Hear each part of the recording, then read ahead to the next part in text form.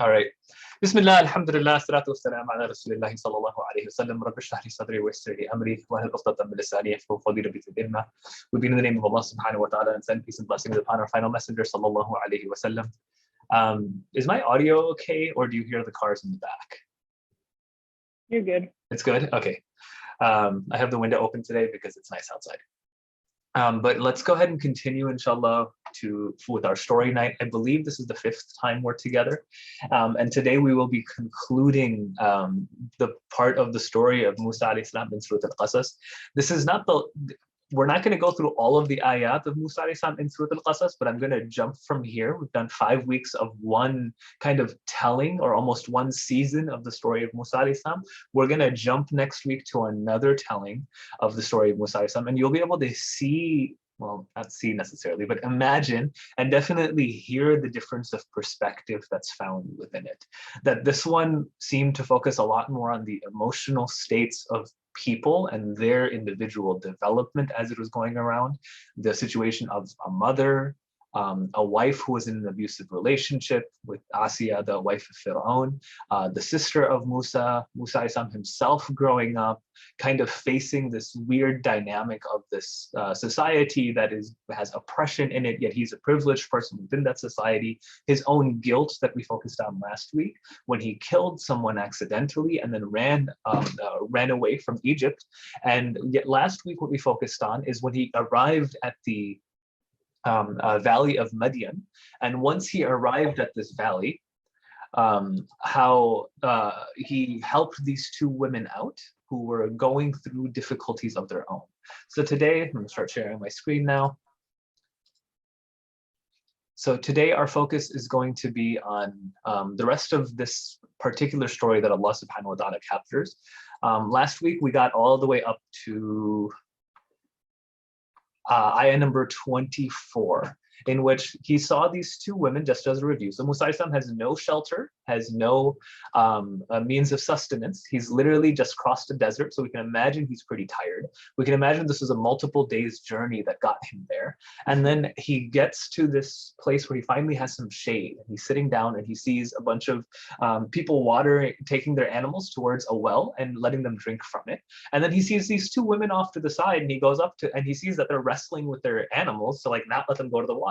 And he asks them, "Ma khatbukuma? What's your problem? Like, what's your situation?" And they tell him that those men over there, they don't know how to respect women, so that's why we wait until the end. But our father, and the reason we're out here working is because our father is an old man, or another way of saying it is Shaykhun Kabir, that our father is a really well-known person, so don't necessarily try anything on us. So that's what they respond with. Musa alayhi salam, as Allah subhanahu wa ta'ala says, فَسَقَى لَهُمَا ثُمَّ تَوَلَّى. So he immediately helped them, and he went over to his shade, and then he said, قَالَ رَبِّي إِنِّي لِمَا أَنزَلْتَ إِلَيَّ مِنْ خَيْرٍ فَقِيرٌ. Oh Allah, whatever good you're sending my way, I'm in need of it. So we already learned a couple of really beautiful lessons from that. Is Musa alayhi salam did not do a good deed and then tell them, by the way, I did this only for God. You guys don't have to pay me a thing. Like, there's no like mention of anything like that. He does a good deed and he immediately goes back and he asks Allah subhanahu wa ta'ala for help. I sometimes this question is asked, are you allowed to do a good deed and then make dua? Almost like an exchange? The answer is no, not as an exchange. So you're not allowed to be like, yeah, Allah, I'm about to donate this, do this for me. Like, that's not how dua works. But you find yourself motivated more to do a dua, or maybe now my dua will be accepted now that I did a good. There's nothing wrong with that type of scenario. So Musa alayhi salam does just that. He does a good deed, and then he asks Allah subhanahu wa ta'ala, any good you're sending my way, I'm in need of it. And now the very next ayah number 25, we're only going to get through ayah 25 to about 29 today because there's so much in these ayat. In the next ayah, we have fa is how it's responded to. In Arabic, there are 2 ways of saying and. There is and that is the regular and that has no consecutiveness associated with it. That would be wa. And anytime you see fa, it's also saying and, but it is directly related to the subject that came before, either by chronology or by cause. So let's just say that I wanted to say that Ala and Shurbun entered Silb, right? Which happens sometimes together, mashallah. But let's just say I wanted to say that. If I said ala, وشرب. What that would mean is Ala entered and Shurban entered, right? It doesn't denote anything about the time that they entered in. It doesn't denote anything about the causal relationship between the two of them, right? That they just might have independently entered by themselves. But then if I said Ala fa Shurban, what that would then mean is that they followed each other right after the other. Either they came together, so I'm deliberately connecting them, or what I could also be saying is because of Ala, Shurban entered. Does that make sense? That's what the fa would denote. Why I'm placing so much emphasis here is Allah subhanahu wa ta'ala says, فَجَاءَتْهُ إِهْدَهُمَا. And because of that, one of the two women came to him. Why I'm saying that is sometimes the answer to your dua is a person. Allah sent a person in your path. Reason this is super, super important to know is there are situations where someone goes, "Ya Allah, give me a job." And then literally the next day or something, one of their friends goes, "Hey, I can get you an interview at this one place." And the person responds, no, alhamdulillah, I'm okay. I'm waiting for Allah to take care of me. It's like, dude, that could have been the answer to your dua right then. That you made dua, whether it's a dua of the tongue or a dua of the heart, because Allah hears the duas of the heart as well, that you're in need of something, you called out to Allah subhanahu wa ta'ala, and Allah changed for that scenario to happen, that somehow this was taken care of. Musa, and what's even more beautiful is how Musa is about to respond to this. So Allah already says, and because of that, فَجَاءَتْهُ إِهْدَهُمَا. And such a beautiful kind of thing that's said here. Tamshi, so she came walking, istihya'in, shyly.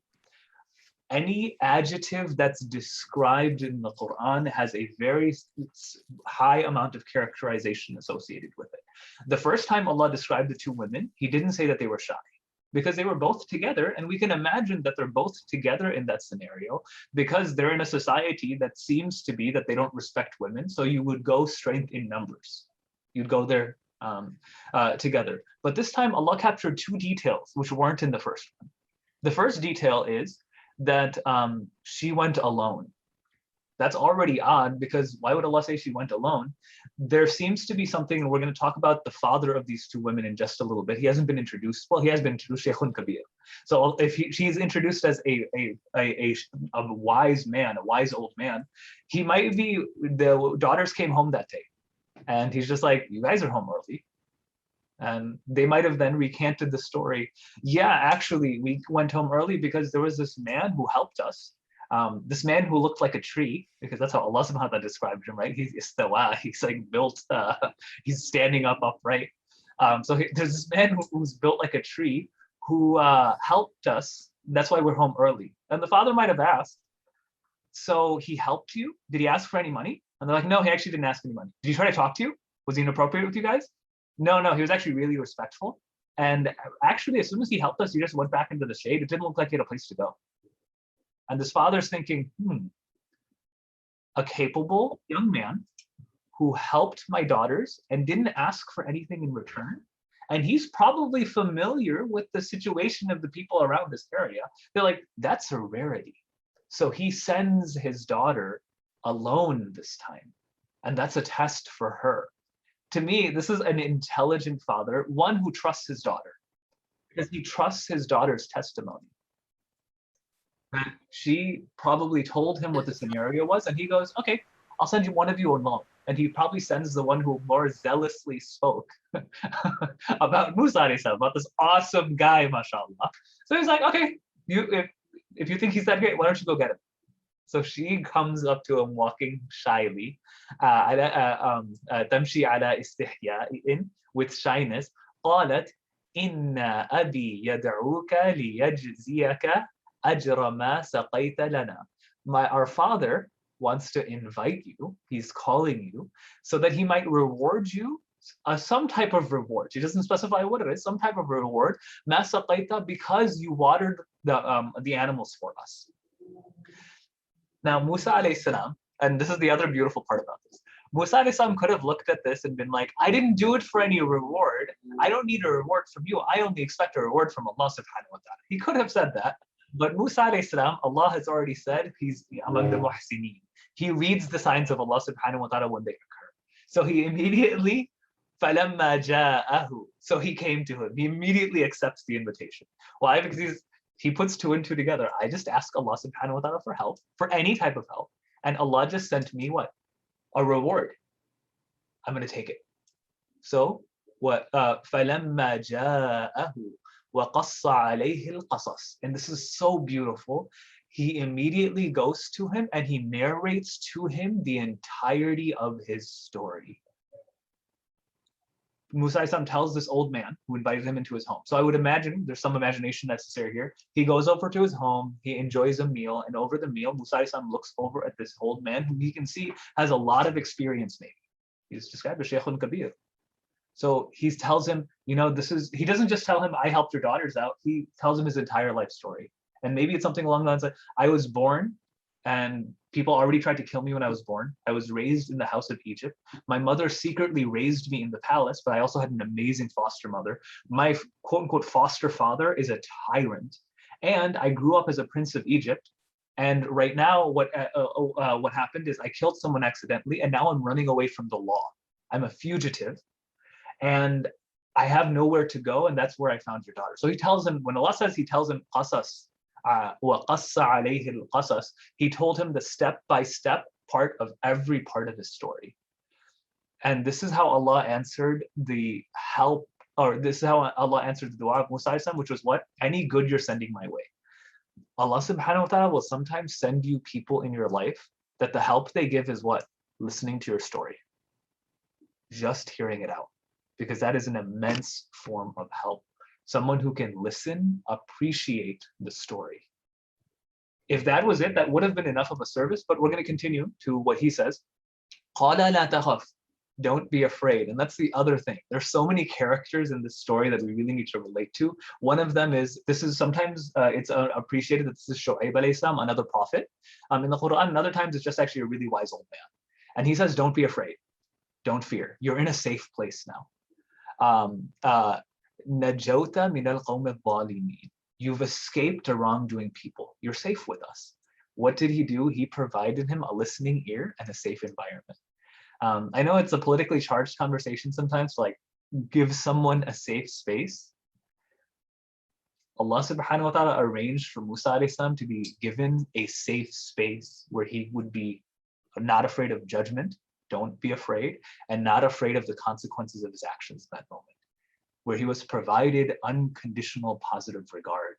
To give someone that is actually an amazing sunnah that's found by the protagonists of the Quran. So we always have to appreciate that Musa alayhi salam was given what in this ayah? A space to process his experiences that he just had. And as a direct result of what? A good deed that he did. It's not wrong to, there's a process that sometimes takes place, which is that the way you become be given a blessing by Allah subhanahu wa ta'ala is by first initiating and doing a good deed yourself, because oftentimes that opens the door for something you might need. There are many hadith of the Prophet ﷺ which would say something along the lines of, someone goes, I have a spiritual problem. The Prophet ﷺ says, go do a good deed, like go brush the head of an orphan. Someone goes, I fear poverty, and the Prophet ﷺ says, go give charity. And it's like, wait, charity, I'm losing money. But it's the idea of when you help someone who is in need, Allah opens doors oftentimes through them. And sometimes it's a need that you didn't even think you had.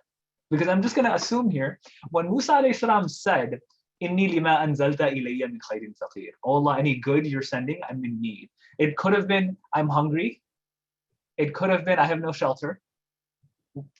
And Allah provides those, but Allah also takes care of another need that he didn't even mention, which is, yeah, Allah, no one's heard my story. I'm alone.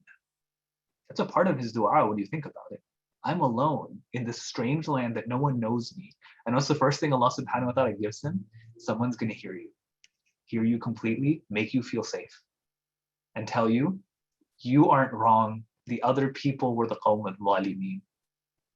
Can you imagine how impactful that is for him? He thinks he's guilty, and the man says, نَجَّوْتَ مِنَ الْقَوْمِ الظَّالِمِينَ.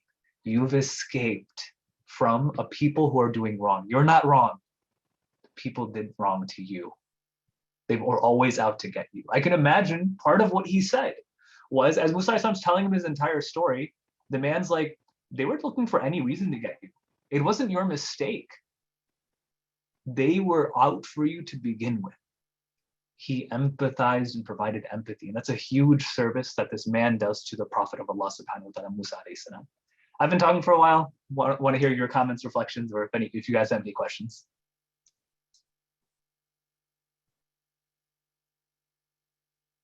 I have a question. Mm-hmm. So when, I guess you did kind of answer it, but just for another clarification, you know the concept of you shouldn't be alone with an opposite gender unless there's a third person available, or is there. How can a wise man like the father end up like deciding that he should just send his daughter alone with a man, even if the man is safe, like to be around? Isn't that like a huge gamble? And like, isn't it like not allowed? I guess like they didn't have that Sharia yet, so that doesn't make sense. But like, so you're actually alluding to a much bigger question, and that's this. And Sharvan, I think you're going to really appreciate this because you were also part of the Surah Yusuf study, right? There's so many similarities between Musa and Yusuf. It's amazing, right? Musa and Yusuf are both alone with women, right? Think about their stories. Musa is going to be alone with this woman as he's walking with her. Yusuf was alone with a woman as he was indoors in a home. One of them leads to Musa. This is going to be his future wife because it's done with respect and with shyness. How she described this one? She's shy. She's holding back. She's not necessarily driven by passion. She's holding herself back, and he's holding himself back. Versus in the story of Yusuf alayhi salam, she became alone with him for the reason of passion. Do you hear the difference there? And the other major thing is, one of them is outdoors, one of them is indoors. One of them has a purpose, the other one didn't. She has a purpose as to why she's alone with him. Because first and foremost, I don't know if she's ever fully alone with him. Because like, he's probably out in public, sitting under a tree. There's probably other people around, right? So there's not really a degree of alone. But even when she goes and talks to him, there seems to be this approach of like, there's a purpose to talk to him. What is it? My dad asked me to do something. There's a very big difference between that and the story of Yusuf alayhi salam, where Zuleika purposefully makes them alone and does it out of passion. She does it out of purpose. You hear the difference? Yeah, that makes sense. So I guess that makes sense, the part that you explained why it's appropriate.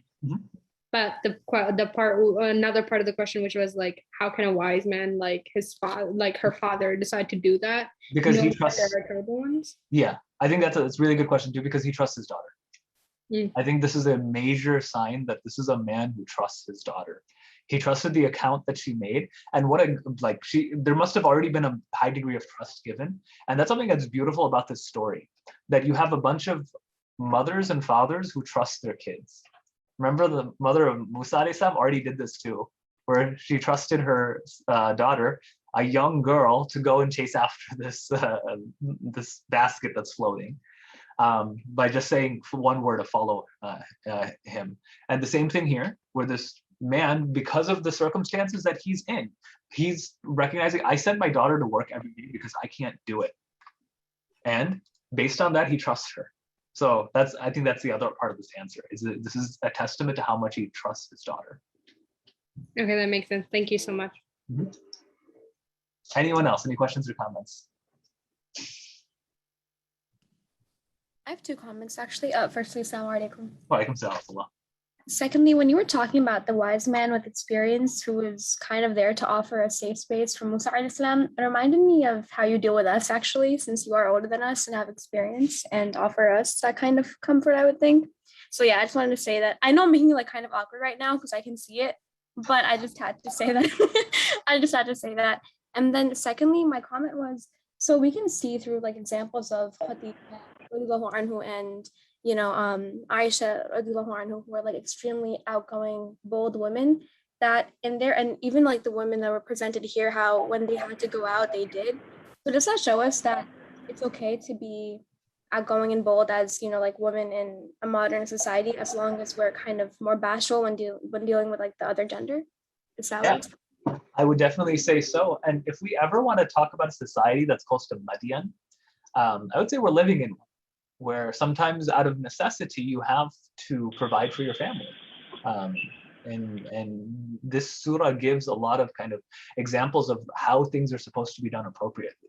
I also want to put out here that this is the only marriage that takes place in the Quran, and we're about to see that it's actually the daughter who proposes to Musa alayhi salam, which is about to come soon.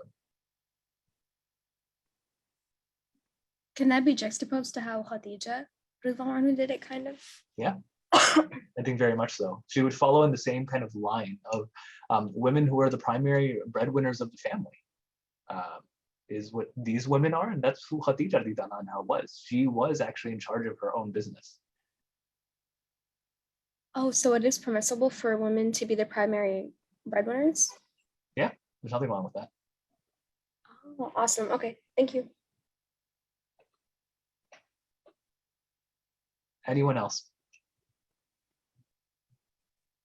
I would also like to say that this is such a cool, like, ayah, I guess, like panchayas that we went over it, as to like a father who doesn't have any son, completely relying on his daughters to be kind of like the breadwinner, like Mariam said.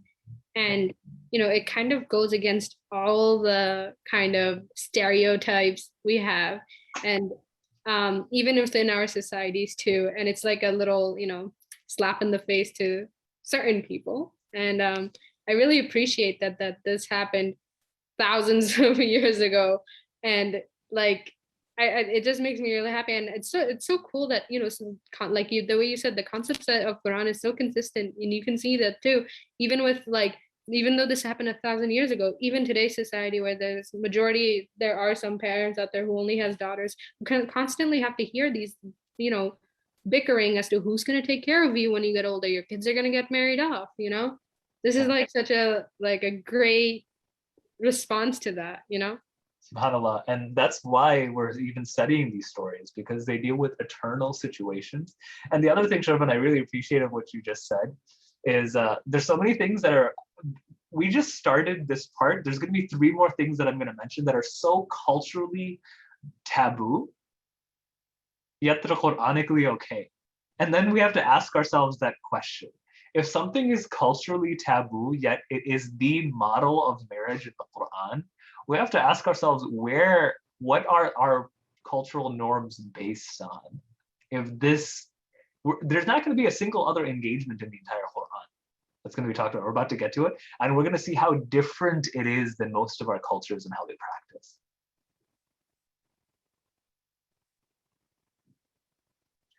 I'm going to continue through, inshallah. We're on ayah 26. One of the قالت إحداهما يا أبتي أستأجره. I love this ayah so much. One of the daughters suggested, I wonder which one of the daughters it is. Is it the one who interacted with Musa alayhi salam more? And again, that's of course supposed to be found because the same term is used, إحداهما, right? Ya abati. And she uses a term which is in the Quran reserved for specifically a father who's extremely beloved to the child. Also, I want you to think, those of you who are in the Surah Yusuf class, Ya abati, doesn't that sound very familiar? Ya abati, oh my father who I love and respect so much, istajirhu, hire him. She doesn't say marry me to him. What does she say? Hire him. Inna khayra min istajarta. The best people that you can hire is al-qawiyul amin, the strong and the trustworthy. So already I'm going to first talk about this statement as a general axiom before talking about the specifics of what it applies to in the story. One is anyone who's ever hired an employee, they need to recognize that an employee requires 2 things. An employee requires qawi, capability, and trustworthiness. You will run across many people in life who are really nice. They're really amit, but they have no strength whatsoever. And you go around a house, many people who are really strong, but you can't trust them. When you find that combination of the two, hire them. That is a good person. So that's already kind of like a general thing. And also when you want to be presented in a way that's going to make other people desire your position, these are the two traits to really go for, is to be al-qawi, to be capable, and to be trustworthy. You can't have one without the other. You need to aim for both. There are people who try to be like, I'm just going to be nice. I'm just going to be nice. I'm just going to be honest. No, you need capability. Or the other people, all I'm going to do is build what? Capability. No, you need to also show that you're trustworthy. When you have both of them, then people will actually advocate for you. That's a general lesson. The more specific lesson is this woman goes up to her father. Remember, we already established from everything in the story that her father trusts her implicitly. So she goes up to her father and goes, hire him. Hire him. I trust him, and he's really capable. And this father, what he says next is even better. He goes, okay, hire him, you say. قال إني أريد أن أنكحك إحدى ابنتي. I intend to marry one of my daughters to you. You know what this means? This is not a father who is forcing his daughter into marriage. So I want to make that abundantly clear. This is an intelligent father who heard his daughter say what? Hire him. And he's like, oh, okay. So you like him. I intend to marry one of my daughters. I'm assuming there's also a conversation in the background where he's like, oh, you mean hire him? And maybe there's some like poking fun between the daughter and the father here. It's like, hire him? What did you mean by hire him? Like, I see this as actually like a playful situation taking place between a daughter and a father who really understand each other. Where he's like, I got you. And then he immediately goes. And the other thing is, when did this happen? This happened right after Musa alayhi salam told him his entire life story. So there's a lot to be said here as well, as like, be honest as to who you are, your strengths and your weaknesses. Be honest about them.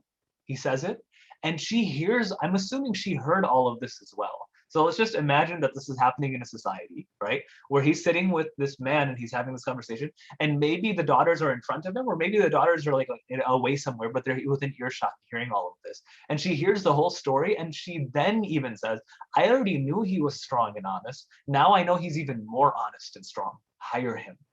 And why she's even maybe saying that, because maybe she's thinking, ooh, maybe my father's not going to hire him. Why? Because he's we just heard what? He killed a guy. He's running away from Egypt, the most powerful empire in the world. But she's like, no, we need to take him in. This is a daughter who's also not afraid to do what? To tell her opinion to her father. And alhamdulillah, in this case, it seemed like her father was on the same page, where he's like, okay, yeah, no, we do need to help him, and he can help us too. So and this conversation of marriage takes place. The other thing I want us to really appreciate here is Musa alayhi salam, did he come with an awesome resume to present about like, this is what I can do, this is all this? No, what's all he has? He has this trustworthiness because he already performed a good deed without pay, right? He did a good deed, and he was honest about his whole story. He didn't hold anything back. قَصُّوا عَلَيْهِ الْقَصَص. He said his entire story. He narrated the entire story. He was honest. He let his morals show through, and based on that, the father goes, I intend to marry my daughter to you. So this whole thing, I'm not saying that people can just show up without any plans for the future. And things are just going to be taken care of for them. They should expect like, hey, I'm going to be like Musa alayhi salam. Look, he came in as a fugitive from the law without any education or anything like that. And look, he was given this. No, that's not what that means. Because also, if you want to be like that, that means you need to be qawiyun amin. You need to be extremely trustworthy, and you need to be extremely capable. That even though Musa alayhi salam might be down on his luck, quote unquote, right now, anyone who's interacted with him goes, this is a guy who's going places. We can see it through his morals, through his actions, his willingness to help at a second's notice. This is a guy who's going someplace, is what people were able to see from him. But if that's met, if someone meets those criterion and two people like each other, this is supposed to be a kind of lesson on like a parent or someone who's holding the door sometimes. Sometimes it's not parents who hold the door to marriage. Sometimes it's siblings. Sometimes it's uncles and aunts. Whatever your position is, but you're one of those people who holds the door of marriage open or closed for someone, if you see these two requirements being met, they're capable and they're trustworthy. The Quranic Sunnah is make it happen and actually encourage it to happen by what occurs next. He says, I intend to marry one of them. ابنتي هاتين على أن تأجرني. On the condition that you serve. Can you just scroll down so I could like? Oh the yes. screen is cut off. Thank you. Yeah. على أن تأجرني ثمانية حجة. On the condition that you work for me for 8 years. I'm gonna get into some of this seems like, oh no, this is 8 years that he has to work in order to get married to her. But look at it from another perspective, which is what? This is a guy without a job. This is a guy without much stability. He hasn't lived anywhere for a long time. So it's almost like, I'll train you. I'll take you under my wing for 8 years. I'll provide you a place to live, and I'll provide you a job. And you'll be married. فَإِنْ أَتْمَمْتَ عَشَرًا. And maybe for 10 years if you want. فَمِنْ عِنْدِكَ. Whatever seems convenient to you. وَمَا أُرِيدُ أَنْ أَشُقُّ عَلَيْكَ. I don't want to make things difficult for you. I'm doing this out of just kind of, I'm trying to help you with this scenario. ستجدوني إن شاء الله من الصالحين. Inshallah, you'll find me amongst the righteous. So here, he's one of the gatekeepers of marriage in this case. I'm going to keep using that term, a gatekeeper of marriage. He sees a good match in front of him and he goes, I'm going to do my part. My part is to facilitate this from happening. I'll provide you a job, place to live, 8 years. Because it benefits you and it benefits me a little bit. Because what? I have someone to help me around this place for 8 years. You can work for me. I'm providing you 8 years of stability. Another thing, I'm just going to imagine this is a father who wants to provide some level of like, yeah, this guy's really trustworthy. I trust him and everything, but he has to prove himself a little bit. So work 8 years or 10, however long you want. I'm not trying to make things difficult. If you want to do less, that's fine. I can imagine that being part of the conversation. If you want to do less, that's fine. I'd recommend 8 years. So it can be established here. You can save up some money, do what you need to do. So that's one thing I want to appreciate. And the other thing I want to appreciate is Musa asked for one prayer, which is what? Inni lima anzalta ilayya min khairin faqir. Oh Allah, any good you're sending my way, send it to me. He's expecting food. He's expecting shade. He's expecting something like that, right? What did Allah subhanahu wa ta'ala give him? First, he was heard. That by itself is such an amazing thing. He was heard, he felt safe, he was fed, he was sheltered. Now someone is talking about getting him married. So his companionship is even being taken care of, family's being taken care of, all of the things he's lost already, and employment for 8 to 10 years. When Allah provides, Allah provides. This surah is, not this surah, the story of Musa is all about when someone makes a dua, Allah answers immediately. Yusuf salam's story is about, again, I'm going to keep contrasting this again and again. People making dua and Allah waiting, holding them back, and then giving them much later. Musa's story, anytime he makes a dua, the dua comes. The mother of Musa makes a dua, send my son back, she gets him back. All of these things that are answered right away. Musa says, give me good, Allah gives him so much good right away. It's just very interesting how these two stories work to complement each other. We have a lot more to talk about, but comments and questions or and reflections. I have a question about I was reading the translation part on the bottom where it says it will be a favor from you. Mm-hmm. Yeah, that's one way of interpreting it. Again, anytime you see, you're talking about the Sahih International Translation, right? And here, anytime you see those little parentheses, anytime you see those parentheses and stuff, it is an interpretation that's being presented, not necessarily in the actual text. Because if we see the actual text, right? Famin indika, and it will be from you, or you can also translate min is for you, right? So that would be the more cultural understanding of this is almost like this is the meher he's giving to his daughter. or he's getting from Musa alayhi salam. I don't know if I agree with that. I actually think this is him facilitating. He does benefit from this, but this is literally him facilitating this for his for Musa alayhi salam and his daughter. Does that make sense? So the favor. Yeah, I was just asking because like when you were highlighting it, it didn't say the favor part. So I was like, I saw it in the translation, so that makes sense. So. Yep. Thank you. You're very welcome. Anyone else? Any questions or comments on this? Oh, I gotta say this part too. So who initiated the marriage? You can make the argument that it's the father. I would say it's not the father. You know who actually initiated it? The daughter. Because she said, hire him. I'm assuming she's also a very intelligent and smart woman who's like, how is my father going to hire a dude who's homeless, has nowhere to stay? He's probably gonna have to then stay here. And if he stays here, we're gonna be in close contact with each other. I'm assuming she planned this out as well. We should be comfortable enough. And this is what the Quranic sunnah on this seems to be, of what child-parent relationships are like, in which you can have a conversation with your parents about marriage. Whether it's in code or it's not in code, but you can have it, and they are supposed to understand kind of what's happening as well. And as soon as they see that there's proof that this is a good match, qawiyul amin, they're supposed to do whatever they can to make it happen as well. And also a couple other cultural taboos here. Musa alayhi salam had no job or anything, and he works for his father-in-law. You know how insulting that is in most cultures for a son-in-law to work for his father-in-law? That's like the worst quote unquote condition and all these type of things. Nope, that's what's being found in the story of Musa alayhi salam. And is anyone going to say, so I've even heard the thing of like a son-in-law who works for his father-in-law is not a man. I've heard that. It's actually a Desi expression. Is anyone ever going to say Musa alayhi salam is not a man?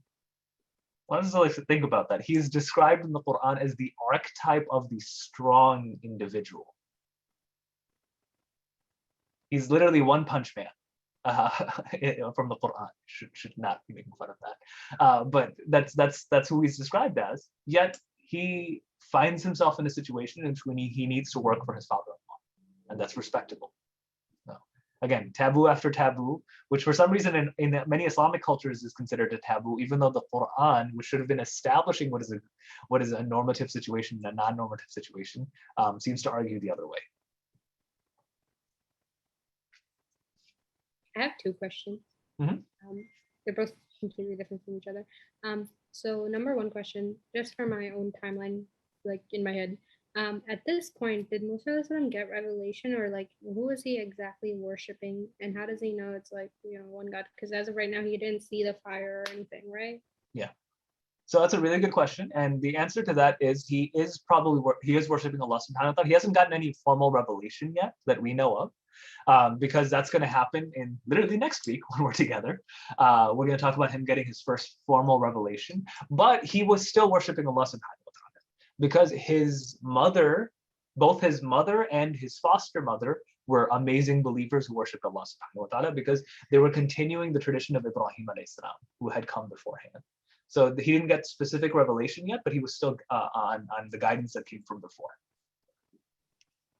Okay, that makes sense. The second question is, so what's your, because over here, the girls are being very open to their father, like as like, okay, I like this man, I want to get married. How healthy do you think is a relationship when you don't talk to your father directly, but like you talk through your mother? But sometimes your mom's like, understanding isn't like, yeah. I think that's an interesting question, because I think there is room for there to be respect of cultures, of course. In this case, it's a daughter talking directly to her father, right? And there's no mention of the mother, like at all. Which some speculated to say maybe the mother passed away. Others speculated to say that it doesn't add any details to the story. I personally think it's actually supposed to be a direct parallel to the story of Yusuf alayhi salam. We'll pray in like 10 minutes. Yeah, we're gonna do our own. That's good. Sorry, still is going on. Well, don't worry. We'll wrap it around 6:50 inshallah. uh, where was I? Oh, so direct parallel off of the story of Yusuf alayhi salam, where in the story of Yusuf alayhi salam, remember in the story of Yusuf alayhi salam, there was an improper situation, and who gets called in? An old, wise old man.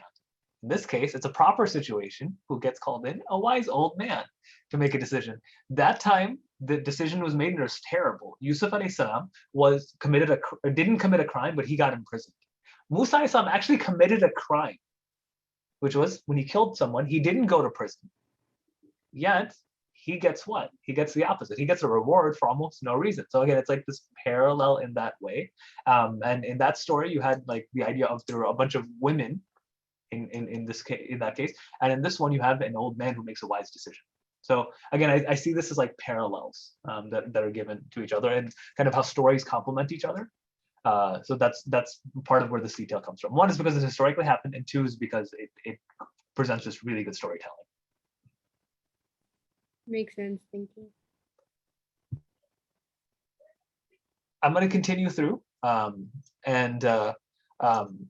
so he says, you'll find me, inshallah, to be extremely among the righteous, inshallah, someone who's agreeable. And then Musa alayhi salam responds, قَالَ ذَلِكَ بَيْنِي وَبَيْنَكَ. This has been settled. He basically agrees to the marriage. He agrees to this generous offer of working for him for the next 8 to 10 years. أَيَّمَ الْأَجْلَيْنِ, and of the two terms, قَضَيْتُ فَلَا عُدْوَانَ عَلَيَّ. I'll fulfill them, and I will. This will fulfill this obligation on me. And another way of kind of translating that is, I'll fulfill one of them, and I intend to do it in good faith, but leave some flexibility for me. He's actually kind of negotiating, right? He's saying, I'll fulfill one of them, I promise you. I don't know which one I want yet, in terms of the terms of was it 8 years, 10 years? Because Musa alayhi salam also doesn't know. He's like, I don't know how long it's going to take me to get settled and on my feet. But I promise you I will fulfill one of them, and there is no injustice. Fala udwana. I'm not trying to do this because I'm trying to take advantage of you. I'm doing this because I honestly don't know which of the two terms I'll fulfill, is what he's saying. Wallahu ala ma naqulu wakil. And Allah subhanahu wa ta'ala is the best of witnesses for what just happened. This is quite literally what we say when we get married. When two people get married, they say, Zawajtuka, I marry myself to you upon the book of Allah and upon the sunnah of the Messenger sallallahu alaihi wasallam, and with the agreed upon conditions. That's literally what we say, and Allah is the best of witnesses. Quite literally, that's the saying that we still say today, that's found within the Quran. This is a nikah contract that just took place. So kind of beautiful that happens. Next, so this will be the last ayah that we talk about today just because of time, and we're gonna probably switch over to another surah next week to complete that section of it. But again, I just find this amazing that this story is not just a story that occurred, it's a story that's constantly occurring. The concepts that were found within the story of marriage, who's an appropriate person to marry, how do you initiate the conversation, who's the conversation in between, is always going to be relevant. That's why it's found within the Quran. A couple of things that I missed that I should mention. Stakeholders are important when it comes to marriage. Stakeholders are term people I use that they are going to be day-to-day affected by a marriage taking place, which is oftentimes your family, which is oftentimes your parents. If two people are interested in each other, they should immediately get their stakeholders involved, because it's going to lead to further accountability between the two of them. The major difference between the story of Yusuf alayhi salam, where you had a woman who desired a man, but she went about it in a totally terrible way, which is what? She decided to lock herself in a room with him. Versus, this is one that goes well, a woman, again, who desires a man. She liked Musa alayhi salam. What does she immediately do? Tells her father, there's this really nice guy, and he helped us today. And I've seen a bunch of people outside. I've never met someone like him before. He's really, really amazing. And the father goes, oh, really? You like him? Invite him to our house. Do you hear the difference? One immediately involves her family. The other tries to seclude her family from him. Understanding of what we're supposed to do. When someone comes into your life, or Allah places someone in your life who is really, inshallah, good for you and you are good for them, immediately involve your stakeholders. Don't take it in your own hands. When you take it into your own hands, unfortunately, that's what happens to Zulaykha in the story of Yusuf alayhi salam. When you don't, when you decide to go through the talk to the people who are going to be a part of this decision-making process, your family, and this applies whether you're a guy or a girl. If you're a guy and you find yourself in a moment of you found a sister who's really good, it's time to actually bring up your stakeholders and their stakeholders. Nahla asked the question, aren't they too quick to trust Musa alayhi salam? The answer to that could be yes and no. So from our perspective, it might seem yes, but on another perspective of maybe they're in a society in which all of the guys suck. And sorry for using direct terms like that, but they're all pretty terrible. And they see a glimmer of hope in this one. And that's how well he presented himself, that it doesn't seem to be a front. This seems to be authentically who he is in every interaction they've had with him. I don't think they're necessarily too quick. Because the other thing is, we don't know how long this took. This might not have all happened in the same sitting. It could have taken some time before the terms were agreed on. Maybe they told Musa, Allah doesn't capture those type of details, but maybe it could have been he came over and he said his story and his father's like, okay. And then later, right after that took place, I can imagine this taking either one evening or this taking a couple of months. Because it could have been, as he now leaves, Musa leaves, his daughter goes up to him and goes, I think we should hire him. And then maybe they have a conversation. And then they invite him over again and then he says, you know what? You've been helping a lot around here. And my daughter has never met someone like you before. And she's never shown interest in anyone before. And this is now what I offer. Do you see my point? Like, it didn't necessarily happen all at one time, Nahla. Do you hear that? Yes, I do. Yeah. So it could have been over months. It could have been right away. The Quran doesn't seem to actually give much indication of that. But he did have a huge impression on them. That the Quran gives a very high indication of.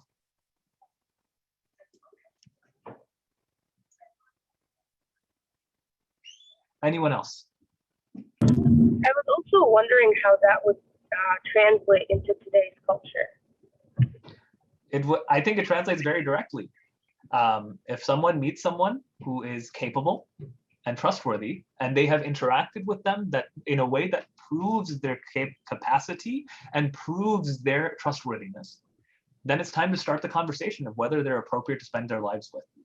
And to bring in, as soon as that determination of compatibility is decided, to bring in whoever else is going to be in the family who's going to be affected by that decision, which oftentimes would be parents, maybe siblings.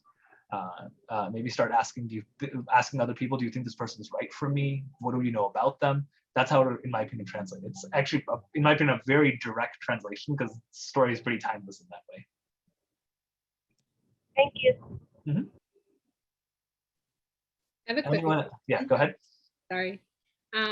So we saw the perspective of the girl analyzing Musa's personality based on the way he shared his experience with her father and the way he generally acted too. Mm-hmm. How did Musa come to a conclusion that the girl was right for him too? Because the girl, he pretty much knows nothing about the girl at this point. Yeah. It seems like the girl was the one who's like kind of like the main focus, saying that, oh, Musa is the one. So I have two comments on this. So one is, I'm assuming this occurred both ways, where like Musa alayhi salam isn't just, from everything we've characterized Musa alayhi salam so far, he's someone who thinks about his decisions before he makes them. So it's within character for him to do so, so it doesn't need to be mentioned. So that's one way of thinking about it.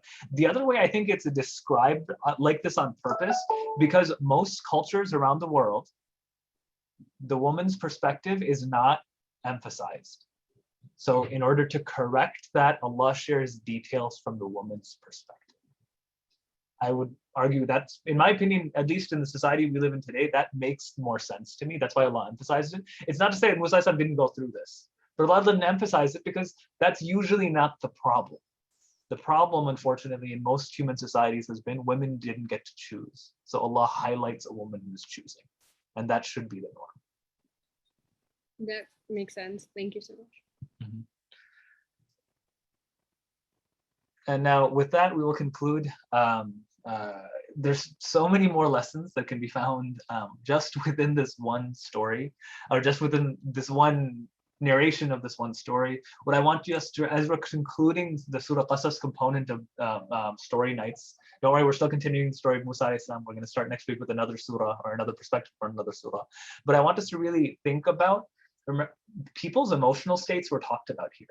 A father who's caring for his daughter, a daughter who's working outside of the home, but thinking about her father as she's working. She wants to help this guy and likes him at the same time. There's a complicated mess of emotions here, which are beautiful because of how real they are. That's captured within the Quran. Sometimes we think that the Quran doesn't capture a lot of like details in terms of years and geography and these type of things, but it really captures a ton of details when it comes to people's psychological perspectives, the passions and their feelings throughout things. Want us to also keep in mind, think about all the parallels that have occurred from the story of Musa alayhi salam and the story of Yusuf alayhi salam. Yusuf alayhi salam, young boy who has an awesome childhood with his father. Musa alayhi salam, baby who has a terrible experience of almost being murdered. Yusuf alayhi salam is almost murdered, but when he's a little bit older, Musa alayhi salam grows up in an amazing place, which is what? He grows up in the palace. Yusuf alayhi salam grows up in prison and in a well and in slavery. Do you see how their stories are quite opposites? Yusuf alayhi salam has fond memories of his father. Musa alayhi salam has amazing memories of his mother and his foster mother. Musa alayhi salam commits a crime and he doesn't get the punishment. He runs away. Yusuf alayhi salam doesn't commit a crime and he gets the punishment anyway. Musa alayhi salam, a woman wants to marry him or wants to have a deep relationship with him. So she immediately engages and starts the process of getting them married, and they live together beautifully. Yusuf alayhi salam, a woman wants to engage in a relationship with him. She goes about it in a totally wrong way by making them both private, not involving anyone, or trying her best not to involve anyone. And what happens? It's a major crime that it's apparently accused to commit. Musa alayhi salam, the crime that he actually committed was murder. Yusuf alayhi salam, the crime he was accused of committing but never did was zina. The two big crimes in our tradition are found within these two stories as well. So many cool parallels. I could keep going on and on and on. On a bigger level, Musa alayhi salam, this story, Egypt is going to be destroyed as a result of what? Of water, when the Pharaoh and his army gets drowned. Story of Yusuf alayhi salam, Egypt gets saved and becomes a superpower because of rain from Allah subhanahu wa ta'ala. Story of Yusuf alayhi salam is how the Bani Israel came to Egypt. The story of Musa alayhi salam is a story of how the Bani Israel left Egypt. So many beautiful, beautiful parallels that are found. Next week, we'll focus on a few more of them, inshallah, as we talk about more of the big significance, like political significances that are found within the surah. With that, we end. We ask that Allah subhanahu wa ta'ala allow us to be amongst those that when Allah sends us help, that we are ready to accept it, and we appreciate that it is help from Allah subhanahu wa ta'ala. We ask that Allah subhanahu wa ta'ala make us amongst those that open the doors for goodness for the people around us and are not these terrible guards who are holding others back. We ask that Allah subhanahu wa ta'ala open the doors of marriage to righteous spouses. And we ask that Allah subhanahu wa ta'ala allow us to be amongst those that when a good situation is being presented, that we support others in getting that good rather than thinking of what good maybe we can have for ourselves, and that Allah subhanahu wa ta'ala make us amongst those who are al-qawiyul ameen, who are capable and trustworthy. Ameen Rabbil Alameen. Jazakallah khairan. Assalamu alaikum wa rahmatullahi wa barakatuh.